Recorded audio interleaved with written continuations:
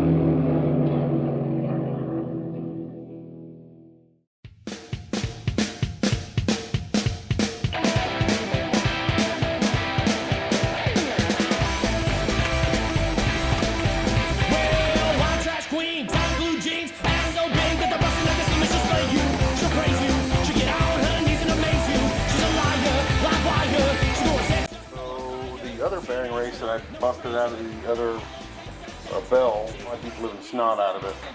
There's no place for you to get something behind it. Right now I stuck a cap in there to protect it. But what we're going to do is we're going to run a bead of weld around the inside of that brace and see if it does what everybody says it does, and then see if we can slide hammer it out of there. So stay tuned on this one. Experimentation. Welding with our safety footwear on. That's right. Safety pants. Right? Yeah. Sheer genius. I hope this works. Be cool as something, profanity there to have a good way of getting these out. Yes. Yes, it would. Fingers crossed. Alright. Kind of trying to protect the rest of the bell from the weld slags. Easier to clean up afterwards. And we'll see what goes on here. So run a bead around the inside of the race, and supposedly that will shrink the race enough that we could get it out. We'll see. Alright, here goes nothing. Yep, Literally. like I said, literally nothing. Literally nothing. There goes literally nothing. We're going to get a better ground here.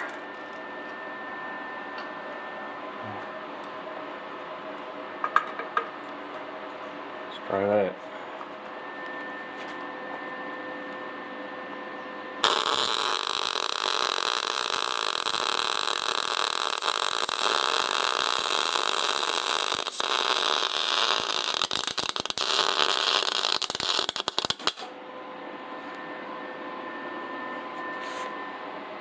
Why that went to... Looks like it might have some space there. I'm gonna guess we let this cool off a little bit and shrink down, right? I don't know. I don't know. Never done this before. Never I don't know if we used should this try to get procedure. it out while it's hot or if we should let it cool. Right. If it's hot, it's probably expanded. It probably needs to cool to actually achieve the effect that you want it to achieve, but I honestly don't know. Well, let it cool by having a thirst quenching beverage. I like that idea. All right, that so sounds like a plan. talk a little more off camera.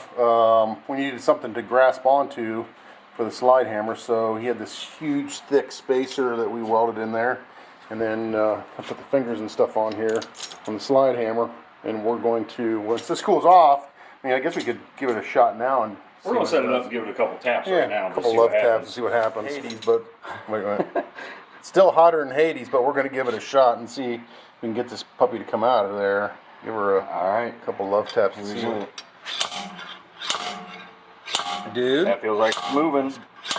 Look at that. It is coming. That's what I'm talking about.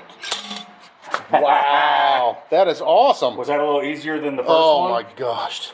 Oh my gosh. It was, I wasn't there for the first one. Yeah, it sucked. I'm glad I wasn't. It sucked. Yeah. Sweet. Nice. I think it'll be alright. Feels like it's going to fit there.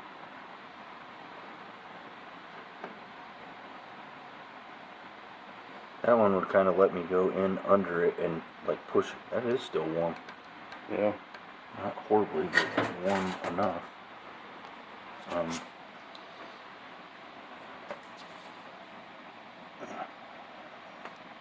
It's coming.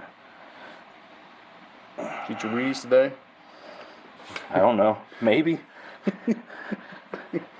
Whoa, another little bump to bump. Not that kind of bump. Come on. It did move initially, didn't it? Yeah, yeah. Oh, yeah. I don't know. I think I'm out of leverage. You know, I'm hitting this wall. Yeah. I feel like I probably need to put something underneath this Yeah, maybe. to leverage against. Sure. So maybe a socket or something. Something. Let's see what.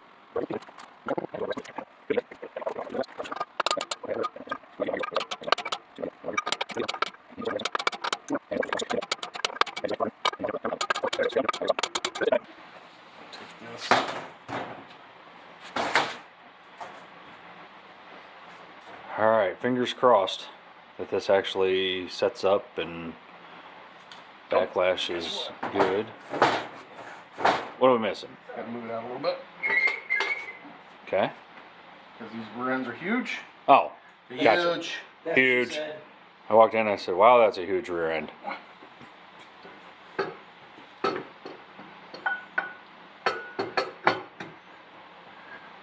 Is she seated? Yeah, it's tight. Tight? Tight like a tiger? It's tight like a tiger. Tight like a tiger. Alright, well, I guess we can throw a couple bolts in this and actually, like... I mean, it's wobbling. Because it's too high? Yeah. Okay. Alright, well... Good guess. I guess, Matt, you showed up at the right time. What are we supposed to do to fix this? Thick gaskets. Thick gaskets. Yeah, that's probably not the right answer. Okay, back to Mike. What are we going to do to fix this? Pull a couple shims out of the backside of that bearing. All right, that's what we're going to do. All right, stand by, folks. Gaskets are easier.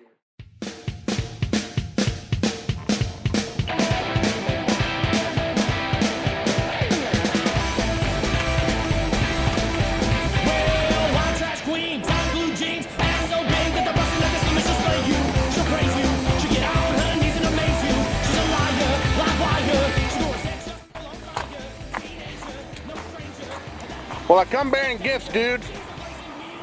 What's that? Hey, there we go. I don't know if it survived the trip or not. That's what I'm talking about. Looks a little runny, but it is what it is. It's all going to go to the same place. Yeah. Should work. Thanks, man. Yeah. With a cutoff wheel, and I'm going to go in here and I'm going to touch all these burrs and just get rid of them so we can get back to a flush, smooth surface to press the new race into. So I did some damage to it trying to get the old race out of it until we figured out the whole weld trick that you guys saw on the other half. it's okay. This is fine. This is salvageable. She get on her knees and amaze you. She's a liar, live wire. She knows that just so on fire. Teenager, no stranger. That yellow takes us danger. She's a blazing wheels and bargain drop. 10 tons of steel with no give a fuck. She's a sinner. She's a saint.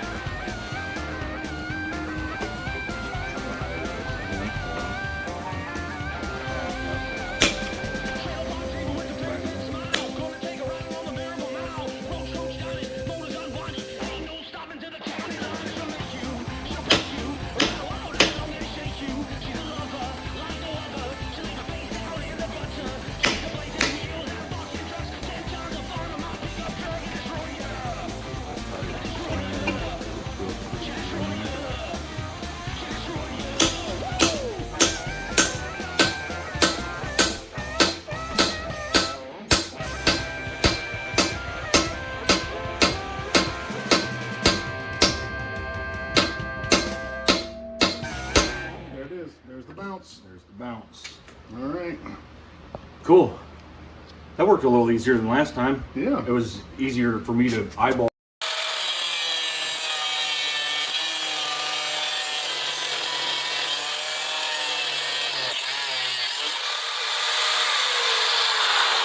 Right on. Right on, right on. Not gonna touch it. Why? At least not right this second.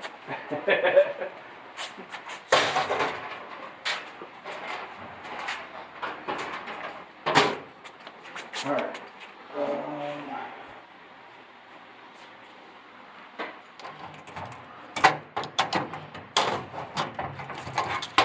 You want to explain to the people that don't know why we're doing this? Yes. So what we're doing is we're taking the old bearing and we're cutting the outer cage off of this, getting rid of all the rollers, and I cut a slit through the race itself, the inner race, so that way I can use this as my perfect press tool for the new bearings onto the carrier. This is hands down the best way to do this because this is an exact fit to what we're reinstalling.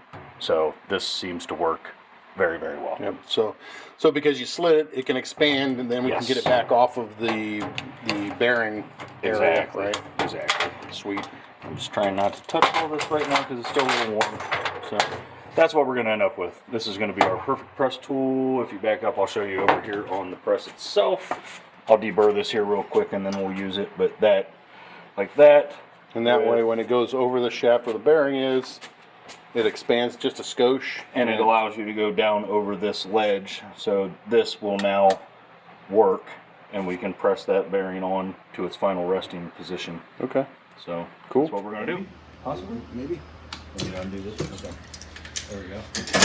And we don't need this anymore. This we use this to keep the pinion square so we could check the backlash. This is a little different than a normal rear end, and trying to hold the pinion solid and rotate the ring gear to accurately check backlash is a little bit of a different procedure for this thing. So that worked really well.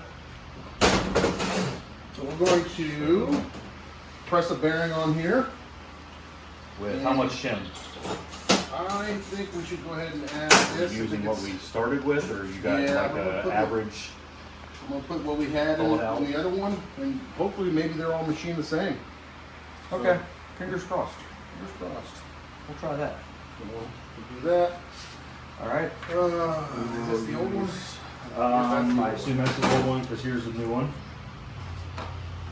So we'll put a little bit of moving sliding on that inner race there, and we'll go use our pressing tool that we made to put this on.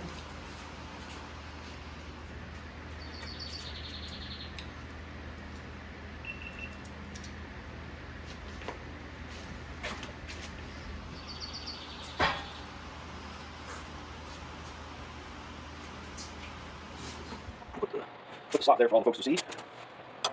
There, I might be able to do another one on there to make this a little quicker. Nope, that's not. All right.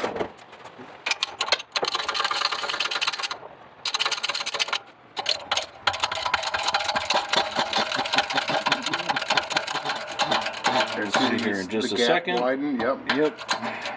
Why we do this, and we know we're all the way down, Yep. fully seated.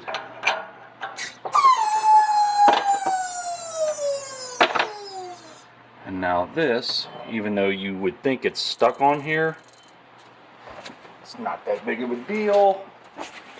Screwdriver. A little hammer here, and that's why we do what we do. All right. Well, let's see how that fits in the housing.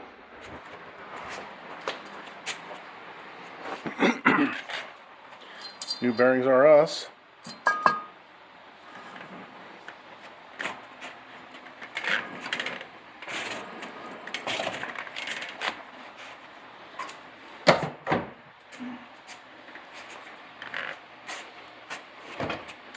So the way we test this is we're going to put that. We got to put the gear, the ring gear on there, Yep. and then Set up the dial indicator again. Or no, we're going to put that on there, and then we check the backlash. okay. Cool. Right. Yep. Perfect. So we got two. Took a 17 out and put in a 12. Should take out 5, and we'll see how that correlates to backlash. So Yep. we're going to press that in there like we did a couple times before. I don't think you want to see that. So we had 4 shims on there, and I took two of them off. You can see there's still one there, and we'll see how that. When I guess we put it back together, we'll measure the backlash and see what we got to do. So let's press that one on now. She's an angel, I'm born to rock the cradle.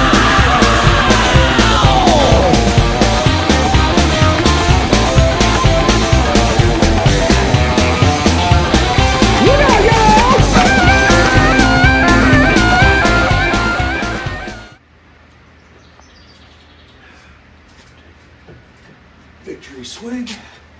Put that back in. All right. All right. Definitely just realized we hadn't. All right, so yesterday we finished setting the depth of the ring gear when we added and took away shims, etc., on the bearing.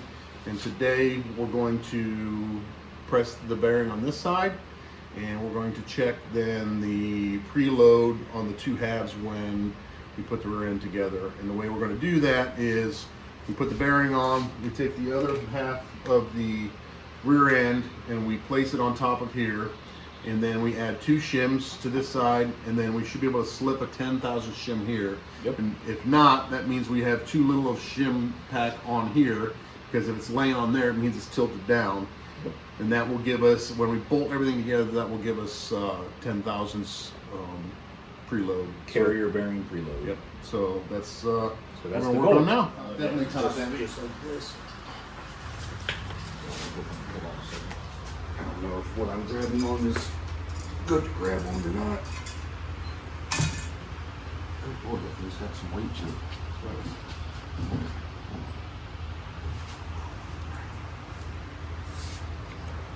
All right. I So don't know what direction we need to turn this.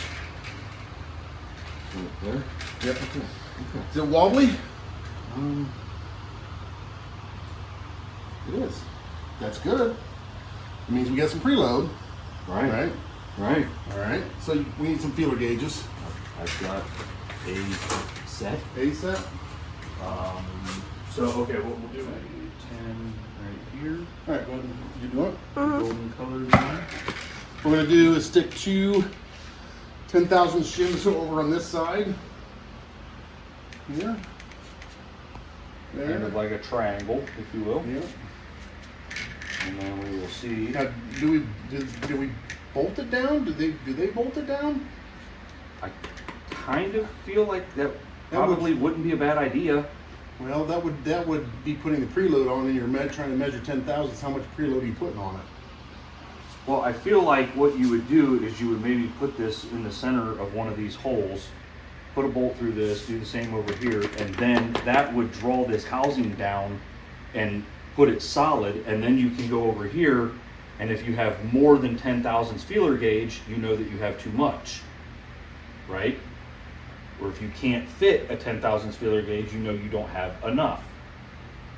Because the goal is 10 thou, right? So if you drew this thing down tight against a 10 thou shim and squared it, you should have a gap over here that you can then accurately check with a feeler gauge and determine how much gap you have. That makes sense or not? It makes sense to me. I mean, when you tighten this down, it's going to try and tighten everything down. It's not going to. It's going to bring that end down too. You're going to start to preload the bearing. YouTube. Okay. See what YouTube Yeah. says. Yeah, let's- Grab my phone up there. I looked it up. Okay. Okay, so do we need these clamped anymore for backlash? Nope. Not at this particular. 44 thousandths gap. I need to take 34 out of it. I had 58 in here to give us the 44 here, which means 44 minus 10 is 34 thousandths. From 58 is 24, and this will give me 23. So, I mean, I really can't get any better than that. Close enough. I guess we'll accept it. The Close 1 enough. thousandths off. Close enough for me, anyways. Let's just hope it actually works. Hope the math works. All right, cool. Let's hope our math is math. Maybe. Possibly. Maybe. Let me undo this. Okay. There we go. And we don't need this anymore. This we use this to keep the pinion square so we could check the backlash. This is a little different than a normal rear end, and trying to hold the pinion solid and rotate the ring gear to accurately check backlash is a little bit of a different procedure for this thing. So that worked really well. So we're going to press a bearing on here. With how much shim? I think we should go ahead and add this. Using what we started with, or you got Yeah, like I'm gonna an put average? I'm gonna put what we had Pull it out. in the other one, and hopefully maybe they're all machined the same. Okay. Fingers crossed. Fingers crossed. We'll try that. So we'll do that. All right. Is this the old one? I assume that's the old one because here's the new one. So we'll put a little bit of moving sliding on that inner race there. And we'll go use our pressing tool that we made to put this on.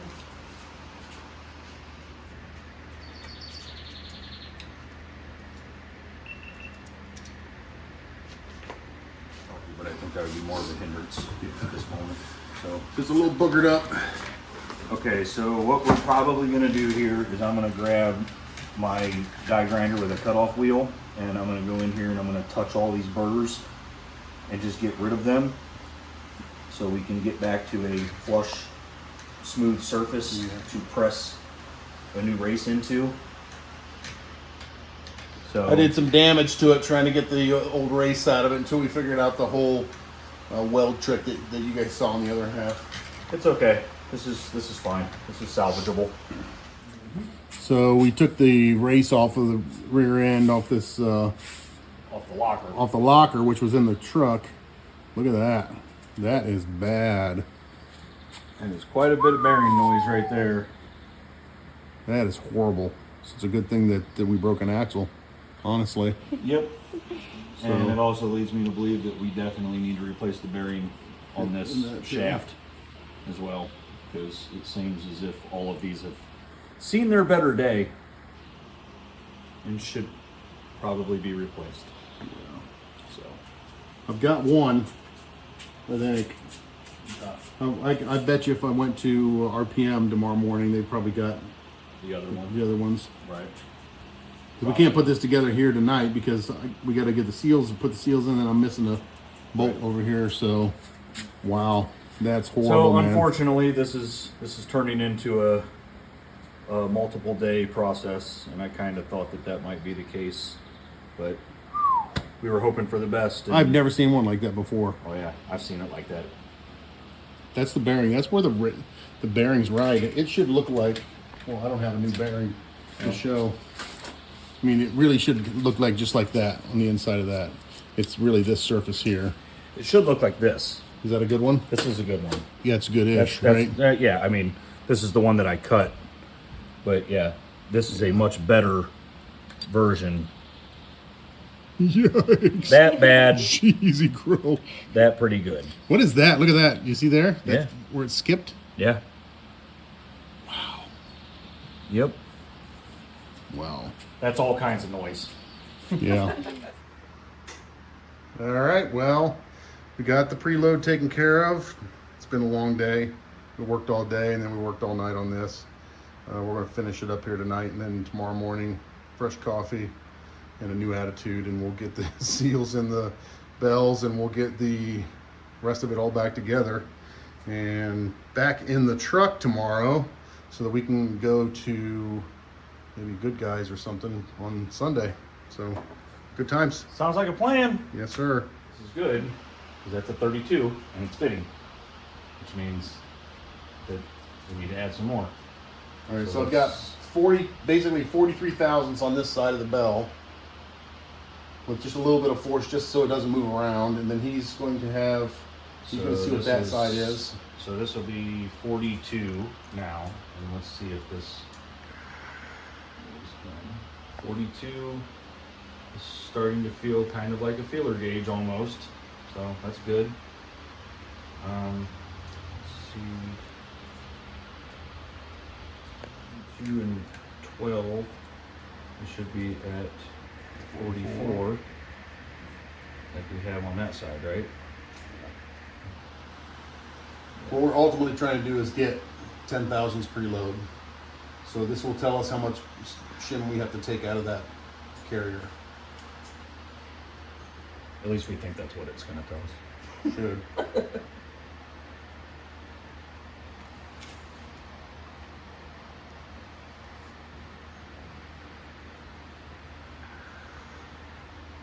I mean, that feels like a feeler gauge, like the right amount.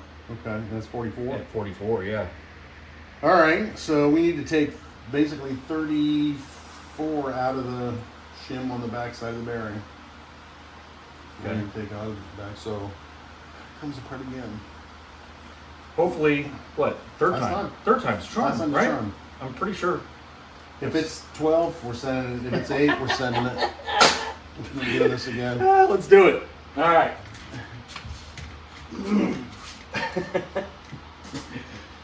Let's do it. The Battery. we've been using- air impact. Let's see how good the Milwaukee. The like real deal Mac Tools Ingersoll Rand, basically half-inch drive, takes anything apart. Impact. Yep.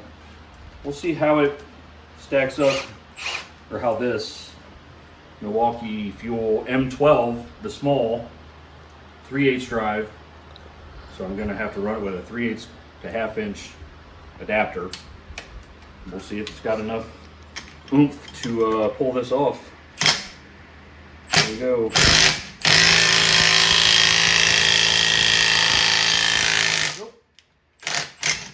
Didn't like that. Oh, did you put the thing in it? I did. I did. Nope. I did. Did it push it through? It did. Are you sure? Is it really? It did something. I don't know what just happened. Where'd it go? Is it gone? You know what I'm talking about, right? That piece that goes in Yeah, there? yeah. I know exactly what you're talking about. And yes, I'm pretty sure. Let's take this. I would have thought that it would have. All right, all the seals now in it, and we are going to bolt this thing together. You don't need to see that, but the next thing will be putting it back in the truck. So, happy Saturday, everyone.